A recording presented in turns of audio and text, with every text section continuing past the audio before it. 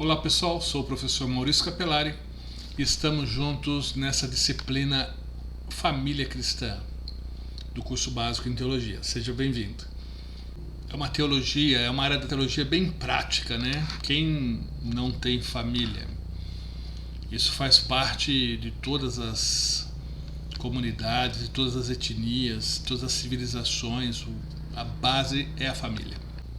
E o assunto é bem interessante. Na lição o casamento, lição 2 o início do lar, comunicação, bom relacionamento, lição 3 planejamento familiar, herança divina, no 4 o culto doméstico, importância do culto, componentes, características. O principal centro educacional cristão não é a igreja, é a família. A igreja só complementa. E isso que a gente vai ver, que a vida cristã começa no lar, não na igreja. Nós vamos lendo e comentando. Seguir a Cristo como nosso Salvador e Senhor é a primeira e grande opção. A segunda, também muito importante, deve ser a de um companheiro conjugal. E é aqui que entra a importância do casamento. Interessante, né? Deus fez tudo e Adão estava só. Adão cuidando do Éden. O Éden era um paraíso, guarde isso. O Éden era um paraíso. E Adão estava só. E por várias vezes Deus disse é bom, viu que era bom. Deus foi fazendo, você lê lá nos primeiros capítulos de Gênesis, Deus foi fazendo e viu Deus que era bom. Mas pela primeira vez, no paraíso, Deus disse, não é bom. Não é bom o quê? Que o homem esteja só. Ou seja, o paraíso sem a família não está completo. Então faltava a Deus completar a perfeição do Éden instituindo a família. Interessante, né? Há pessoas que optam por permanecerem solteiros. E tem todo o direito, desde que saiba permanecer solteiro de fato, né? Sem atividade sexual. Atividade sexual é para o casamento, que é algo sagrado. O casamento é algo sagrado e é um ambiente em que a gente pode viver a nossa sexualidade. Mas é interessante observar que Deus estava ali com ele, mas Deus não completava Adão. O espiritual completa o espiritual. Deus completa o ser humano no aspecto essência humana, no aspecto espiritual, mas uma companheira, Deus olhou e disse, Adão, eu não consigo ser o companheiro que você precisa, a companheira que você precisa. Então, mesmo no Éden, mesmo com Deus, Deus providenciou uma esposa para Adão. Então isso nos ensina muito. É possível viver sozinho? Mas tem que ser uma decisão pessoal. Uma escolha pessoal. O normal é constituir uma família. O normal, o habitual, o natural, né, é constituir uma família. Mas alguns preferem ficar sozinhos, mas são poucos. Mas tem esse direito também. O casamento é importante, foi ele a primeira instituição divina na Terra, na família, né? Adão, Eva, e crescer e multiplicai-vos, daí veio a humanidade. A humanidade teve dois começos, com Adão e Eva e com Noé e a sua esposa, que a gente não sabe o nome, eu primeiro não sei o nome. Então teve dois começos. Qualquer pessoa do planeta ou tem Adão ou tem Noé como ascendente. Foi ele a primeira instituição divina na Terra, portanto, a instituição mais antiga e de maior efeito em nossa existência, quando sabiamente dirigida. O casamento é um desafio, duas pessoas debaixo do mesmo teto, duas pessoas diferentes debaixo do mesmo teto. É um desafio. E o saber lidar, aplicar todos os princípios divinos, é fundamental para a sobrevivência da união conjugal. Amor a Deus acima de tudo, amor ao próximo como a si mesmo, amor ao seu cônjuge como a si mesmo. é fundamental para a sobrevivência do casamento. A família é o laboratório onde praticamos os princípios divinos. Não é o vizinho, não é o serviço, não é a escola. O primeiro lugar onde exercitamos a vida cristã é o lar, é a família. E a gente vê muitos casamentos ruindo, e um dos motivos é a infidelidade conjugal. Normalmente a infidelidade explode a união conjugal, né? E outros motivos que, de alguma forma, a lei de Deus está sendo afrontada. Abusos, violência. Às vezes o cônjuge não é temente a Deus e traz o inferno para dentro de casa. É triste, mas existe. Então o casamento ele exige a prática dos princípios divinos para sobreviver. Assim todos os cristãos adultos, estamos aqui, ó. Assim todos os cristãos adultos que pretendem casar-se devem pensar seriamente nisso, visto que o casamento não é uma brincadeira. E se casar só por causa do sexo, como dizia um amigo, né? Se a pessoa casa só por causa do sexo, o que fazer com o cônjuge nas outras 23 horas e 45 minutos? Foi um amigo meu que disse. Tá? Realmente, o que sobrevive após a vida sexual, que faz parte de um casamento saudável, o que permanece é a amizade, a cumplicidade, é caminhar juntos, é ter o mesmo objetivo. Isso tem que ser definido antes de casar. Tem gente que se agarra, se beija, se lambe o tempo todo e se esquece de conhecer um ao outro. Aí se casam, envolvidos pela paixão sexual, e aí descobre que as religiões são diferentes. Aí descobre que um ama carne e o outro é vegano. Aí descobre... Religião diferente é um problema. Tudo bem que às vezes a pessoa se converte depois, um só se converte depois e já há um choque. Mas intencionalmente a pessoa se casa com outra religião, os filhos vão ser criados em qual religião?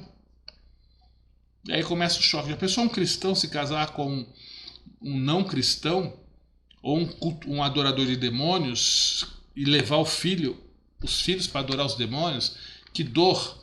Quando se converte, isso é inevitável. Quando se converte depois do casamento, é inevitável. Mas antes do casamento, quem é cristão tem que pensar bem, conhecer bem, procurar os defeitos da pessoa. Alguém disse, no namoro a gente procura os defeitos, no casamento você ignora. Então o momento de procurar os defeitos é no namoro. O noivado tem que ser breve, né? Porque é no noivado que começa a intimidade e corre o risco da lua de mel já começar no noivado. Então, no noivado, quanto mais rápido, melhor. Assim, todos os cristãos adultos que pretendem casar-se devem pensar seriamente nisso, visto que o casamento não é uma brincadeira. Para que o casamento seja bem sucedido, deve ser levado a efeito segundo a direção de Deus. Daí resultará uma união feliz, um lar e uma família sob a bênção e a proteção do Todo-Poderoso. União feliz não significa livre de problemas. Sempre haverá problemas. Estamos num mundo imperfeito, contaminado pelo pecado. Doenças, desemprego, filhos rebeldes, principalmente na fase da adolescência, que eles são donos do mundo, né? Donos do próprio nariz. Obedeceram quando crianças, aí na adolescência resolvem mostrar que são os donos da situação. Jovem, então, misericórdia. São infalíveis, são imbatíveis, imorríveis, né? Por assim dizer. E aí muitas tragédias acontecem nessa faixa de idade, né? Os seguros, pelo menos o meu seguro, se eu indicar que alguém de 18 a 25 anos vai dirigir meu carro, fica mais caro. A igreja tem o dever de conhecer e explicar o real significado do casamento. A gente não vem com manual de instrução. Casamento não vem com manual de instrução. A gente tem que ser orientado. Os mais antigos precisam orientar. Isso não vai resolver e impedir os problemas, mas vai ajudar a pessoa, o casal, a lidar com os problemas. Ser preparado para o que ele vai enfrentar. Uma vida a dois não é fácil. Uma vida a dois nesse mundo, pior ainda. Como eu disse, um dos cônjuges pode ficar doente, os dois ficarem doentes, desemprego. O salário não dá para pagar todas as despesas, haverá necessidades, haverá cobrança. Se um dos cônjuges não for uma pessoa prudente, vai ficar cobrando o outro. Eu tenho falta disso, tenho falta daquilo. Isso gera estresse. O marido quer viver um padrão de vida acima, ou até a esposa, né? Ambos querem viver um padrão acima do que podem para mostrar para os outros que são bem-sucedidos, e aí começam a adquirir coisas que não podem pagar. Então isso tudo faz parte, tem que ser alertado. Planejamento econômico, a vinda dos filhos também, não tem manual de instrução. Tem que ter pessoas mais experientes orientando os que estão começando. A própria Bíblia fala sobre casamento, fala sobre filhos, mas não é um manual de instrução. Ela dá alguns princípios importantíssimos, basilares, mas ela não tem uma pessoa experiente que já passou por aquilo. No nosso contexto cultural, no chamado mundo pós-moderno, o mundo da inteligência artificial, mundo dos streamers, mundo das Netflix, e alguém tem que nos orientar, nos ensinar. Olha, quando você lidar com isso, o melhor caminho é esse. Se o seu filho tomou uma decisão muito errada, opção sexual, ou algo parecido, ou gravidez indesejada, botá-lo para fora de casa não é o caminho, embora muitos fazem, né? Que é melhor você ter o teu filho junto com você, tua filha junto com você, do que no meio da rua, à mercê de coisas piores. Mas ninguém explica. Aí que entra a igreja. Porque a igreja se preocupa, ou deveria se preocupar com todas as áreas do ser humano. É o ser humano integral, bio, sócio, psico, espiritual. E não é só espiritual. Não é só espiritual. Bio, vida, corpo. Sócio, relacionamentos, aí entra o casamento. Psico, também afeta o casamento. E o espiritual, as 4 áreas afetam o casamento e tem que orientar o jovem. Normalmente quem casa é jovem. Às vezes os pais dão essa orientação, essa mentoria. Meus pais, tadinhos, eles não tinham muito para oferecer. Minha esposa, idem, não recebeu orientação básica, cristã, tudo, mas são pessoas limitadas. Então cabe à igreja orientar, ensinar uma escola para noivos. Eu já soube de noivos, casal, já pretendendo marcar o casamento, que num curso de noivo descobriu que o casamento não era nada o que eles pensavam e acabou o noivado. Não era esse o objetivo, mas é melhor acabar um namoro, um noivado, do que acabar um casamento. A igreja tem um dever de conhecer e explicar o real significado do casamento. Os deveres dos cônjuges, deveres, não é só ir buscando privilégio, deveres. Uma vez que se trata de uma instituição prefigurada na união entre... o casamento é prefigurado a união de Cristo com a igreja, né? Maridos, ame sua esposa, Efésios 5, 22 em diante. Marido, ame sua esposa como Cristo amou a igreja. Há uma analogia. O amor de Cristo pela igreja é o amor do marido pela esposa. A mulher não esquece de amar. Quem esquece de amar normalmente é o homem, né? Às vezes parece que o homem só tem bolso, não tem coração.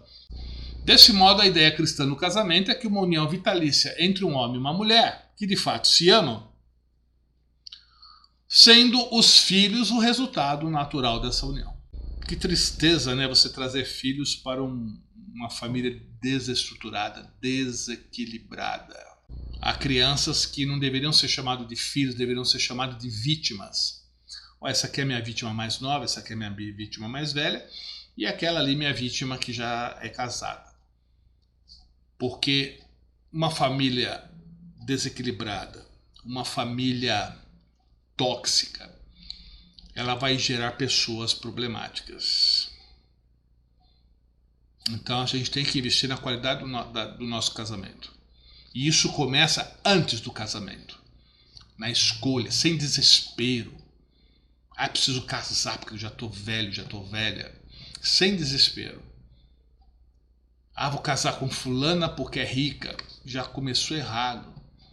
Nada contra o dinheiro, mas se a motivação é dinheiro, e se acabar o dinheiro?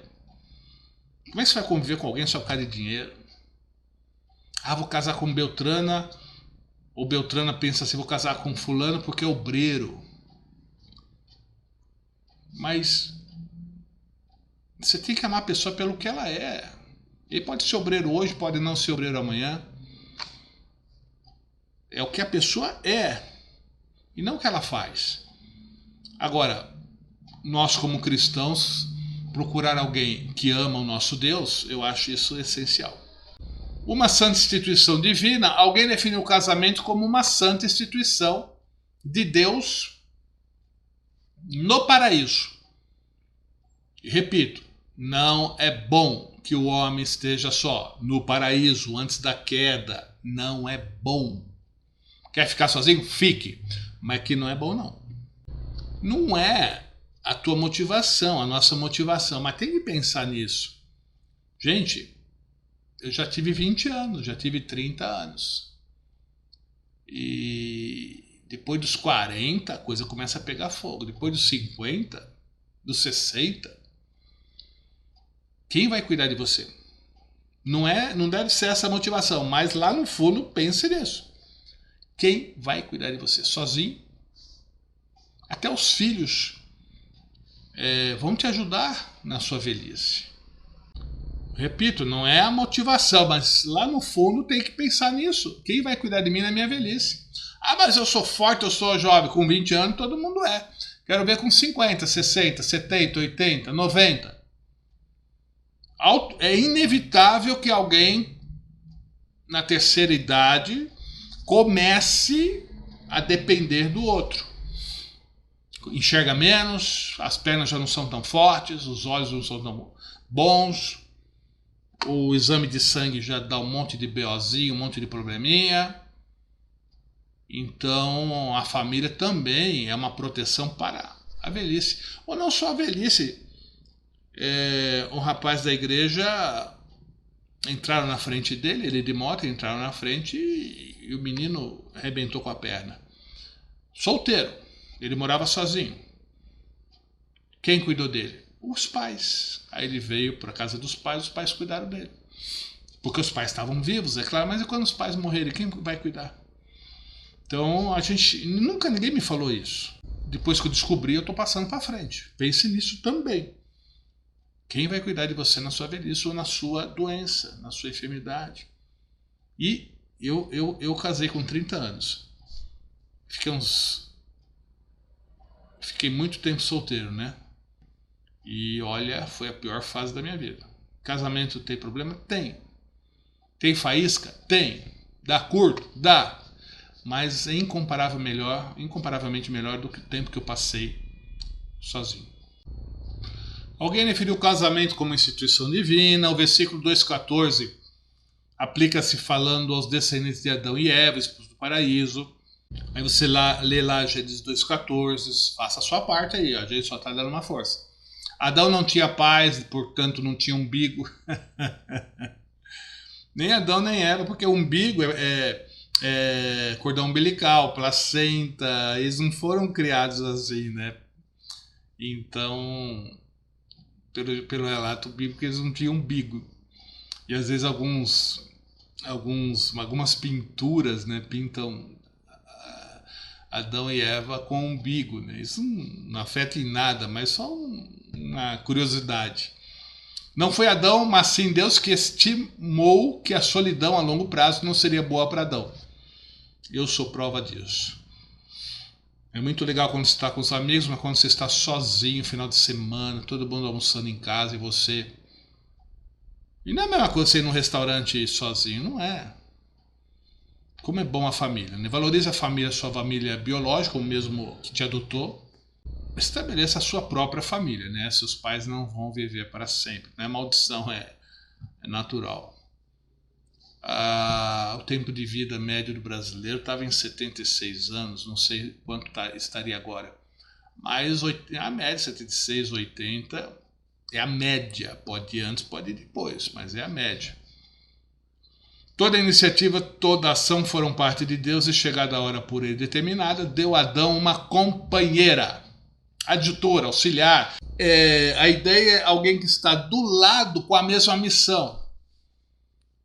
Não é empregada, é alguém que está do lado com a mesma missão. Deus ele trabalha muito com equipe de trabalho. Ele delega. E ele colocou o homem, em princípio, para liderar a família. Em princípio, porque tem homem que não lidera nem a si mesmo, a mulher tem que assumir. Mas, em princípio, é o homem que lidera a família. E a mulher tem a mesma missão que ele. Se o marido não tem responsabilidade nem consigo, nem com a família, a mulher assume. E é o que a gente mais vê, né? O homem foge, ou o homem vai pro bar, ou o homem vai se drogar, e a mulher assume a família. Eu já vi muito isso. O compromisso pré-matrimonial. Olha, o casamento começa antes do casamento. É isso que é importante. Na verdade, o antes do casamento é fundamental para depois do casamento. É o noivado. A promessa de casamento é um compromisso muito sério. Deus aplica a ilustração do noivado para suas relações com o povo de Israel. A igreja, Israel, são noivas. E quando chegar no céu, casam, né? A ideia de união eterna. Casamento no sentido de união eterna. Casamento é união. No caso de igreja de Deus, Israel, Deus, o povo de Deus com o próprio Deus, é figurado como noivado. E o casamento é celestial, ou seja, a união eterna. O apóstolo também aplica a ilustração do noivado, como já vimos, a relação de Cristo e a igreja. Você lê lá esses versículos. Veremos ali logo algo do significado do noivado. É um período de transição. O noivo e a noiva comprometeram-se. Um se comprometeu com o outro. O namoro é frágil. Conhecendo, descobrindo defeitos, dá para encarar, dá para passar a vida com essa pessoa, com esse rapaz, com essa moça. Será que vai dar? Temos a mesma direção, mesmo Deus, mesmo propósito. É o momento de descobrir os defeitos. Não é para ficar se agarrando, se beijando, se lambendo. É o momento de se conhecer. Depois que casa, manda de ver. Mas antes se conheça, é conversa. Muita conversa. O namoro. O noivado já recomenda-se que o noivado você já tenha em vista o casamento. Eu sou noivo há 5 anos. É perigoso. Eu sou noivo há trocentos anos. É perigoso. Aumenta a intimidade. Aumenta a probabilidade de a lua de mel já começar. E quando se casar já não tem lua, já não tem mais mel, já foi tudo. E não é esse o princípio divino. O princípio divino é a vida sexual dentro do casamento, porque há muitas consequências da vida sexual. A pessoa sexualmente ativa, há um envolvimento emocional. A pessoa sexualmente ativa, o risco de gravidez. A gravidez dentro do casamento é bênção, comemora, fumaça azul, fumaça rosa, mas a gravidez fora do casamento é aborto, o pai não querer assumir, e muitas vezes tem que ter uma ação judicial para ele pagar o valor devido à criança. E tem gente presa porque não quer pagar. É um problemão. Então, cuidado. O apóstolo Paulo também aplica a ilustração do noivado, Cristo com a igreja. Durante esse período, o amor recíproco cresce em seus corações. Aprendem a conhecer-se melhor e aproximam-se interiormente. Conhecer, longe. Nada de conhecer pelo método Braille. É conhecer à distância. Aprendem a conhecer-se melhor e aproximam-se interiormente. No fim desse tempo de noivado, são capazes de compreender algo mais ardente, algo mais do ardente desejo da igreja, na sua qualidade de noiva de Cristo, que clama, ora vem Senhor Jesus. Isso é muito bonito, uma moral da história. Você fica noivo, já começa a planejar o casamento. Eu fiquei noivo, 6 meses depois eu casei. Então o meu noivado foi praticamente planejando o casamento. Mas o noivado não é um período de ensaio, permitindo darem-se conta se são ou não feitos um para o outro. O noivado você já sabe que é a pessoa certa para você. Você escolheu, vale a pena investir naquela pessoa. Noivados acabam. Melhor acabar o noivado do que um casamento. Mas não se entra no noivado para testar. Você já sabe que é a pessoa certa. Vamos dizer assim, noivado vamos planejar o casamento. Tampouco é um ensaio do matrimônio. Ou um casamento, a experiência, como se vê no mundo. Muitos no noivado, já até no namoro, já tem a sua iniciação sexual, sua experiência sexual. E isso Deus não aprova porque as consequências são inevitáveis. Então, os verdadeiros cristãos, isso não pode ser assim. O tempo do noivado ainda não é do casamento, mas sim da união de corações, uma preparação para o casamento. E, se possível, não deve durar muito. Repito, vamos noivar? Vamos. E durante o noivado já estão planejando o casório. O rompimento do noivado é doloroso, mas é melhor do que romper o casamento. Nesse caso, pode-se dizer que ou o noivado não foi correto. O rompimento do noivado é doloroso, claro, mas é melhor do que romper o casamento. Pode-se dizer que ou o noivado não foi correto ou não deveria ter se dissolvido. Foi precipitado tanto a união como a dissolução. Olha, eu já vi casamentos serem... O juiz, eu conheci um pastor, juiz. Ele só assinava a separação, o divórcio do casal. Mas ele, como pastor, ele não aceitava o divórcio assim, de primeira mão. E ele começava a aconselhar. Por que vocês estão divorciando? Não é função do juiz, mas era função do pastor. Por causa disso. Então, através da intermediação dele, ele conseguiu reverter vários divórcios. Divórcio é uma possibilidade? Sim, é a última opção. Nem a primeira, nem a milésima, é a última. Eu sempre comparo o divórcio a amputar uma perna. É a última opção. Doutor, caiu um tijolo no meu pé, inchou, dá para o senhor cortar fora? Não, é a última opção. Quando não tiver mais nenhuma alternativa, é amputado o pé, a perna. E o divórcio é a mesma coisa. É lícito, mas é a última opção. Então existe noivado precipitado e dissolução do noivado precipitado. Falta de uma orientação.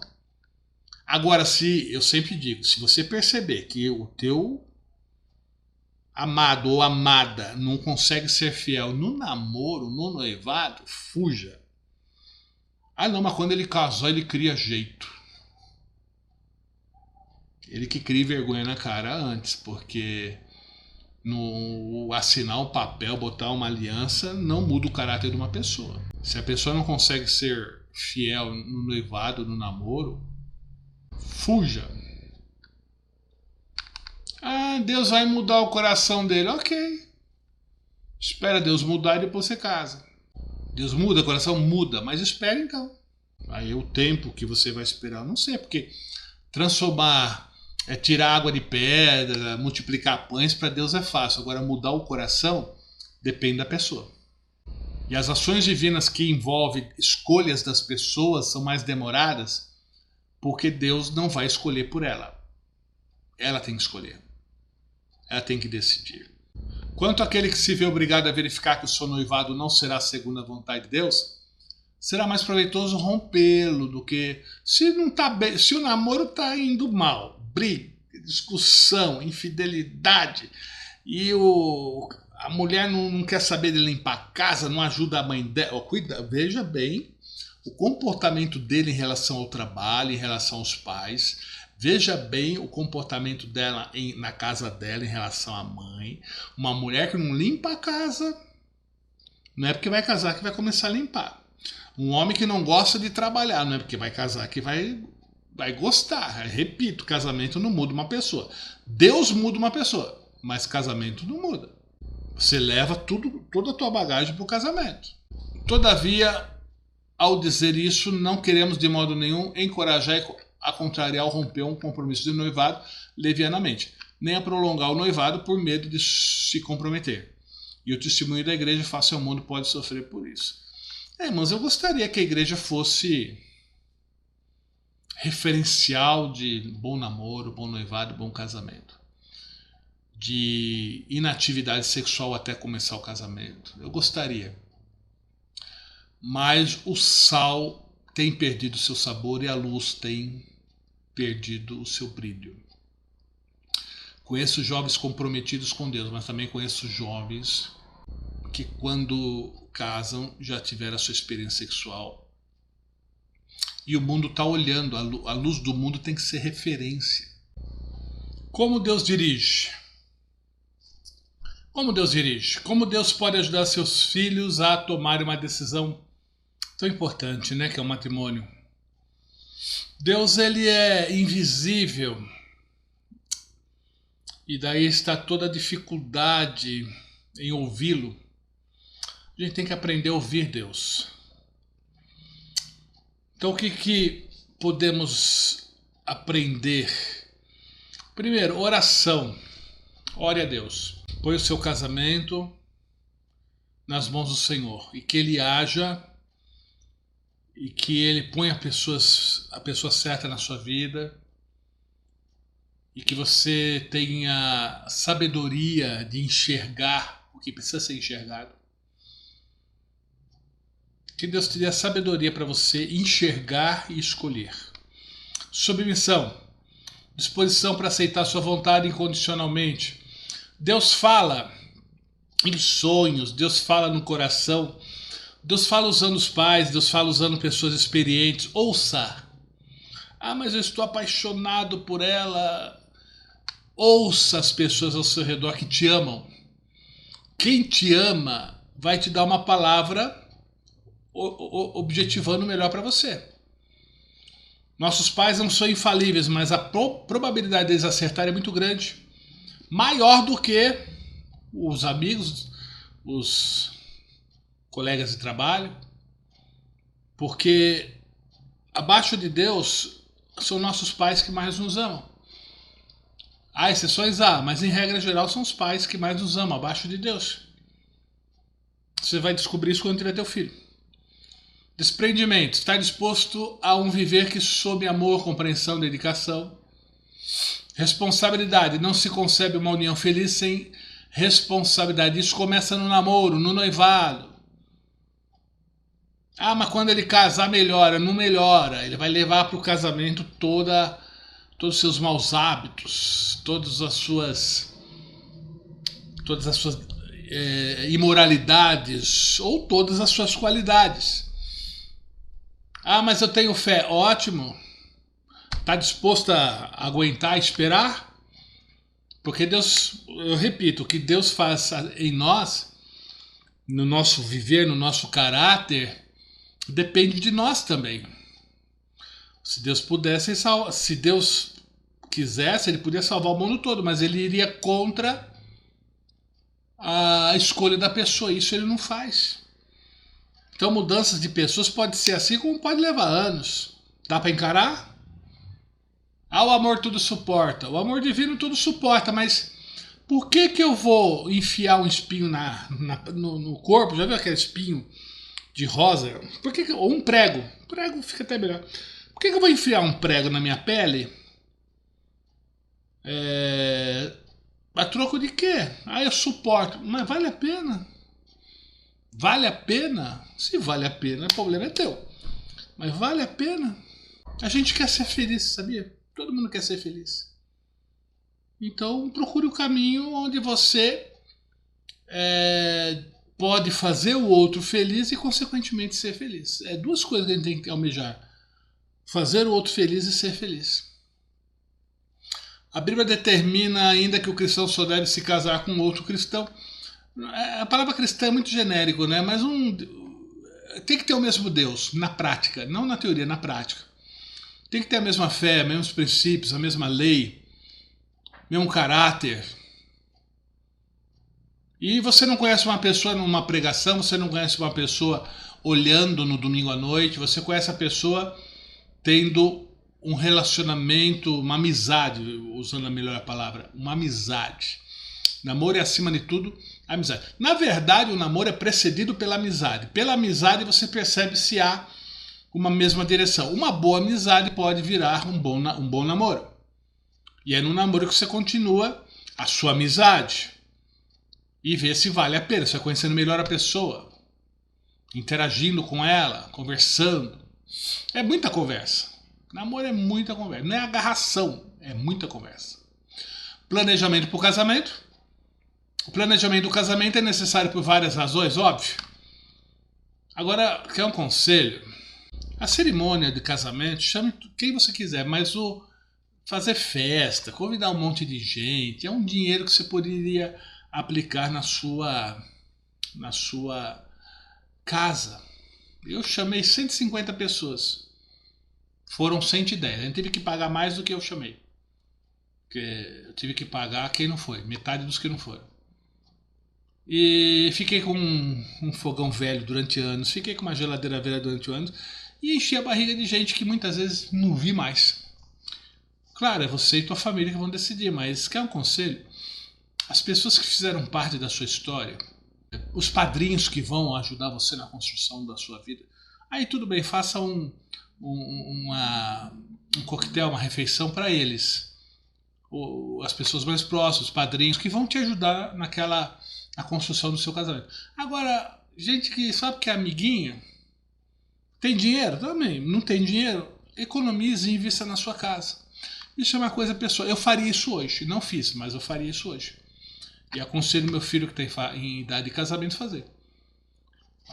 A cerimônia religiosa, chame todo mundo, sem problema. Mas aquele que envolve mais gasto, restaurantes ou um coquetel, aí é só um grupo fechado. Que realmente as pessoas que te ajudaram nessa fase de casamento. O planejamento do casamento é necessário. É de bom ouvir que antes do casamento os noivos sejam devidamente orientados. É o curso de noivos, né? O que Deus ajuntou. Tenha certeza que é Deus ajuntando, viu? Às vezes Deus nem chegou perto daquele namoro, ficou longe do noivado, aí Deus ajuntou. Como é que pode Deus ajuntar duas pessoas tão diferentes? Então não jogue nas costas de Deus, não. Você tem que, com a sabedoria divina, decidir. Instituição monogâmica. Quer explodir um casamento? Infidelidade conjugal. Quer explodir um casamento? É o tal do casamento aberto. Você sai com quem você quer ou sai com quem eu quero. Geralmente o homem diz assim, não, eu quero sair com quem eu quero. Aí a mulher vai dizer, então eu vou fazer o mesmo. Normalmente o homem admite a infidelidade, mas não admite a infidelidade da mulher. Mas isso aí é a forma mais rápida de destruir um relacionamento, é a infidelidade. Uma vida comum, não foi dado apenas o casamento para assegurar a descendência, mas completar o corpo, a alma e o espírito, completar a pessoa como um ser. Um homem ele é 100% um homem, a mulher é 100% mulher, mas são 50% do todo. O homem tem 50% das capacidades necessárias, a mulher 50%. Quando se juntam dá 100%. Eu e minha esposa somos diferentes, mas nossas diferenças se completam. Na hora de escolher, na hora de decidir, na hora de planejar, nossas diferenças se completam. Um ajuda o outro a tomar a decisão melhor. Uma união firme e indissolúvel. No país, o matrimônio é confirmado e realizado no cartório. Repito, o divórcio é um mal, mas às vezes é um mal necessário. Há situações em que há risco de vida para a esposa, para os filhos, casos de abuso sexual, criminalidade. Tem pessoas que estão destruindo a sua família, então a família tem que se proteger dessa pessoa. Repito, o divórcio não é a primeira nem a última, nem a milésima opção, é a última. Divórcio não é nem a primeira nem a milésima opção, é a última. Matrimônio indica separar-se dos pais, não é abandonar o zeinho, mas você não ter mais aquele vínculo emocional a ponto de você preferir os pais a seu cônjuge, seus filhos. Você está começando uma nova família. O vínculo com os pais não acaba, mas a dependência emocional precisa acabar. Honra teu pai. A palavra honrar no original significa carregar um peso. Nenhum pai, nenhuma mãe quer ser ajudado, pelo menos em regra geral. Mas vai ter uma idade que eles vão ter que ser carregados. Eles vão ter que ser levados ao hospital, ao médico, consulta, remédio, verificar se estão tomando o remédio certo, porque já a cabeça já não funciona como deveria. Então, honrar pai e mãe é carregar um peso. Então vai chegar uma idade que seus pais vão precisar ser carregados. Honra teu pai e tua mãe. Ninguém te ama como teus pais, falando em regra geral. Exceção tem para tudo, mas ninguém te ama como seus pais. Eu descobri isso depois que eu tive meu filho. Meus pais me amavam tremendamente, eu não sabia. União para essa terra. Tem algumas religiões, a Mormon, por exemplo, que diz que o casamento continua no céu. O casamento foi dado para esse planeta, para essa vida. Deveríamos ser imortais, logo o casamento seria para sempre. Mas hoje a morte separa o casal. É isso aí, pessoal. Deu uma boa lida na lição, na aula 1. E veja os textos bíblicos. Alguma palavra, alguma expressão que você não entendeu, pesquise. Hoje temos o São Google aí para nos ajudar, temos a inteligência artificial para nos ajudar. Na minha época era biblioteca pública ou biblioteca do seminário, no caso teológico. Hoje é muito mais fácil, mas pesquise, tá? Nenhuma palavra, nenhuma expressão, nenhum versículo deixe de ler, pesquisar, tá bom? É isso aí, nos vemos na aula 2.